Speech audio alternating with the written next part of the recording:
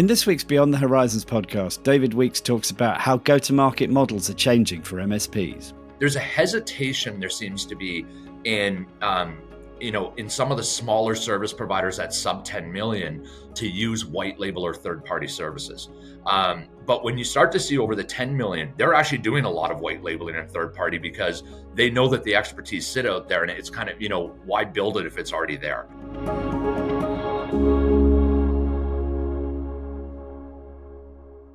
So good morning, good afternoon, wherever you are in the world. Welcome to another edition of the Beyond the Horizon podcast. I'm Pete Roythorne, and today I'm joined by VP of Partner Experience, Mr. David Weeks. Hi, David. Good to see you. Good to see you as well, Pete. Great to chat again. I think we just did this a week ago in Berlin, actually, a few times.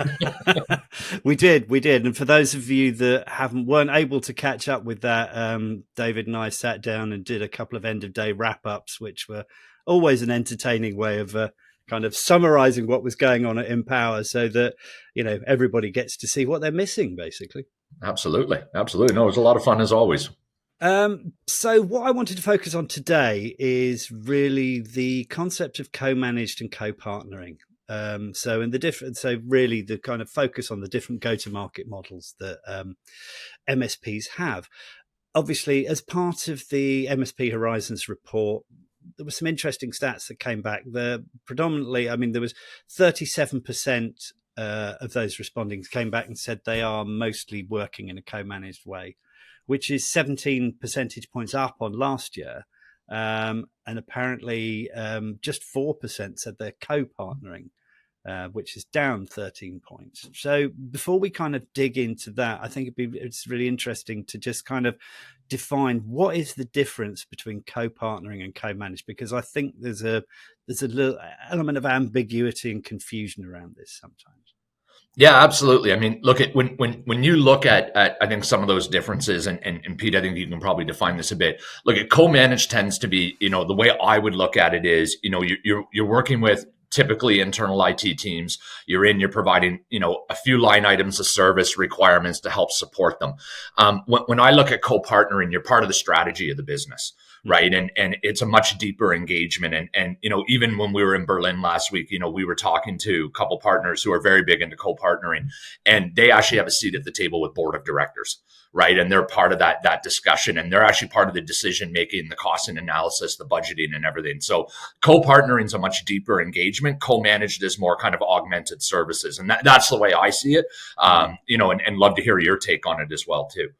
No, that makes perfect sense. And in fact, I think, we were just briefly touching on this before the call is there is, if you dig deeper into the stats from the MSP Horizons report, which we've been doing recently, there seems to be a kind of marked difference once you get over the sort of 10 million a year managed service revenue band. Then I think it was something like 75% of those that responded said they were working predominantly co-partnering. So that to me now starts to make sense, because it's a much deeper engagement, a much deeper involvement, and something that I suppose on the surface of it you would see as being more something that the large MSPs would be doing. Yeah, absolutely. I mean, when you start to see that maturity of a service model within those service providers, I think the big difference is they start to bring in things like CIOs, VCSOs, things along those lines, where they're really augmenting a staff member within that organization, and so there's a deeper reliance by the end customer on them to help them in terms of some of that strategy. And look at it, it's a great way for organizations, those end customers, to look at it. Why go out and try and source your own CIO or CISO or whatever it might be? If you can bring them in through expertise, and they're really a part of your team anyways, then even if it's somewhat of an outsource model, I guess you could say, it's still a win in the end, right? Because they bring that specialty to the organization. And so I think that's why we see it, because those service providers that are over 10 million have matured that model, and they've hired those people into their business as well. Almost what we would say in a way, in some cases, it's also what we call a SME, right? A subject matter expert, who can come in and really look at the business in a different way and start to help them manage how technology drives their revenue streams versus oh, I'm going to come in and I'm going to do your patch management and your MDR. And those are, it's different ways to look at it in the way that you're supporting your customer.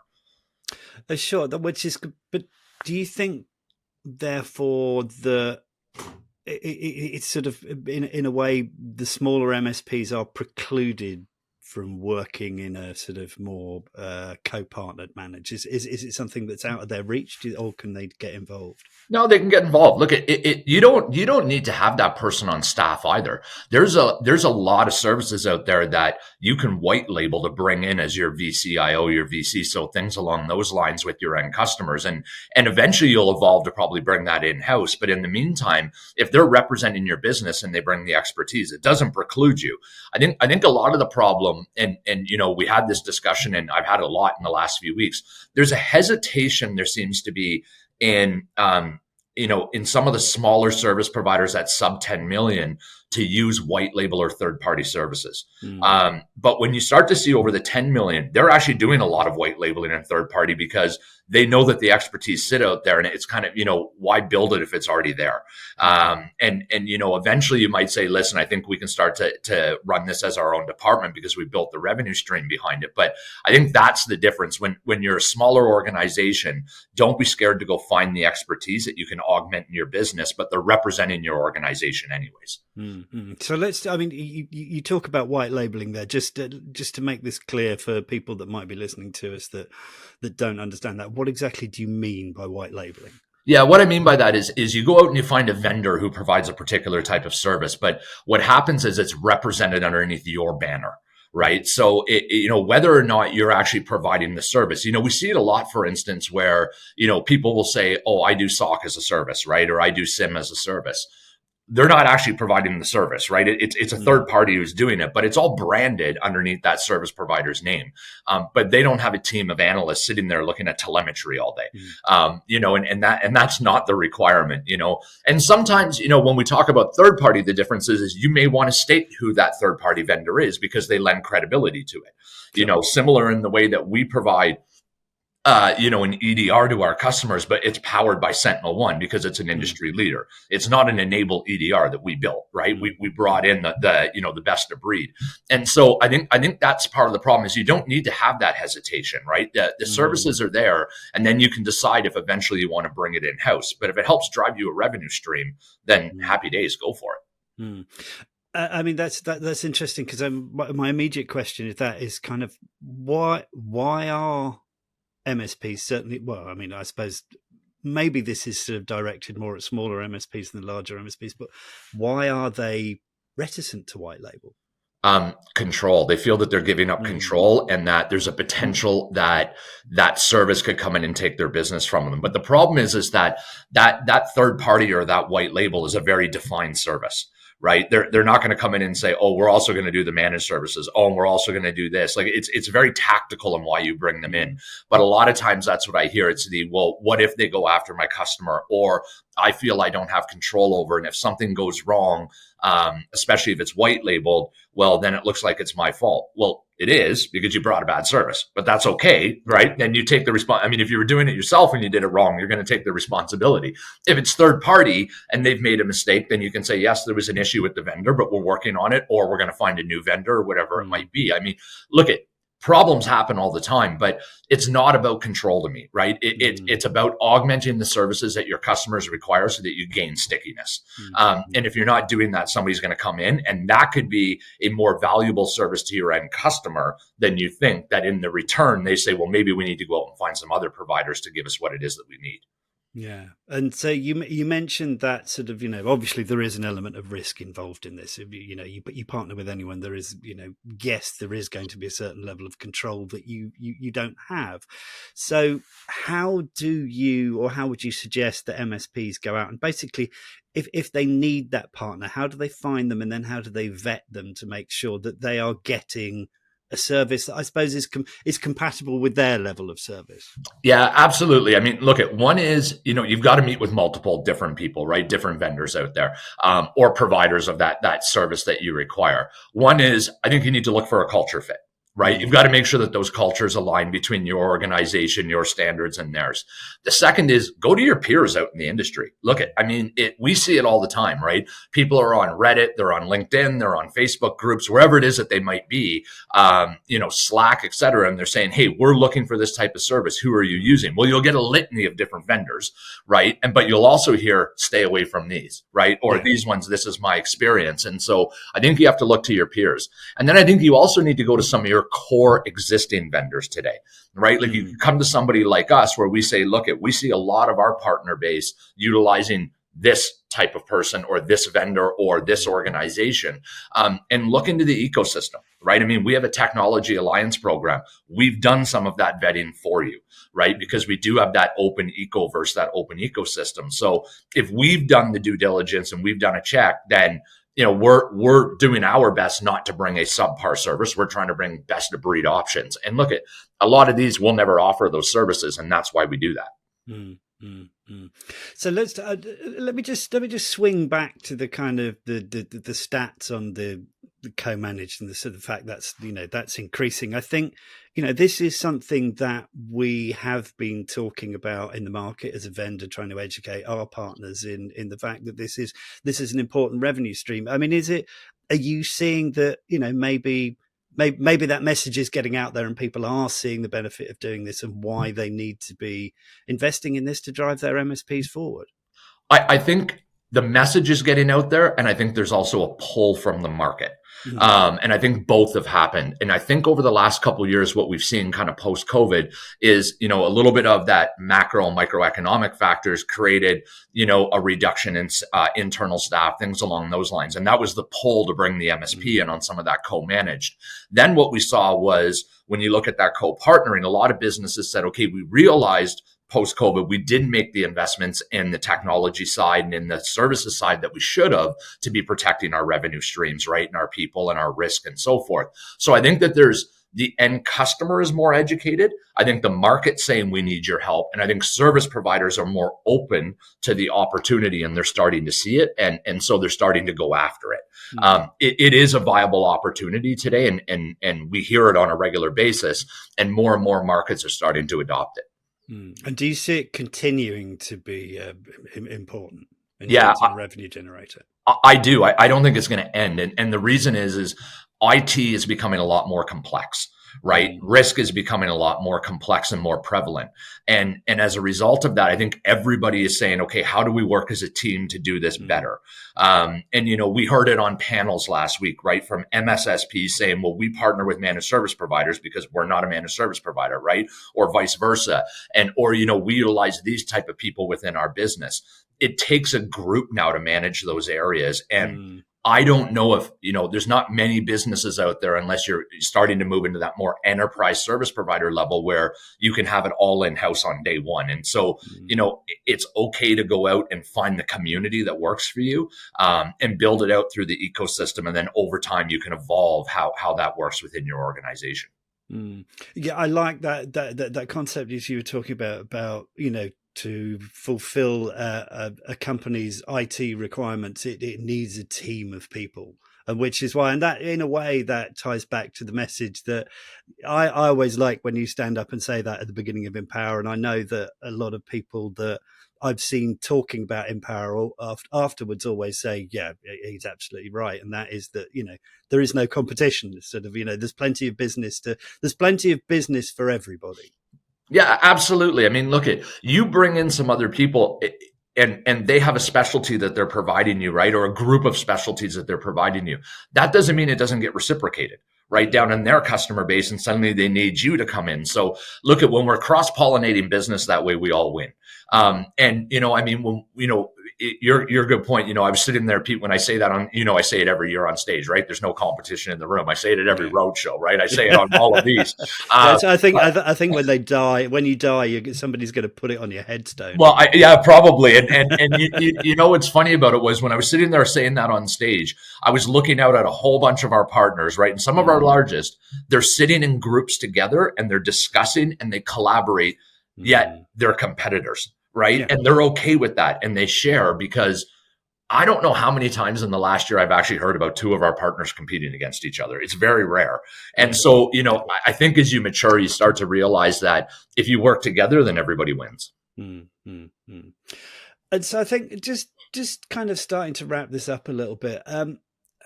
In terms of go-to-market models, certainly looking at co-partnering and co-managed, what can smaller MSPs learn from the larger MSPs?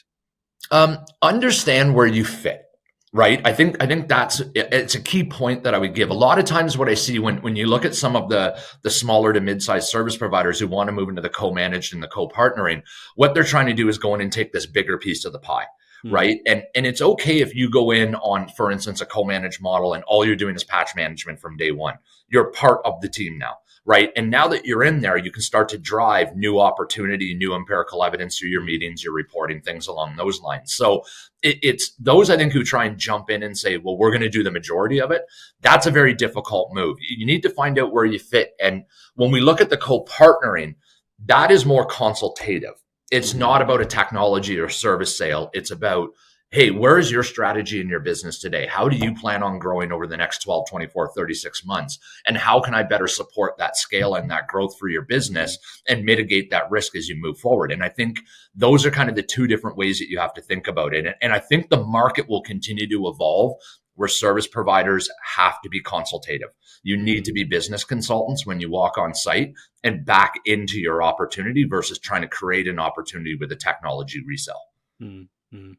And interestingly, so I mean, one of the things that I heard people talking about at Empower is that you can, as a smaller MSP, you can find a larger MSP and go and ask them, and literally go and ask them, this is the problem that we've got. How are you managing this? How are you doing that?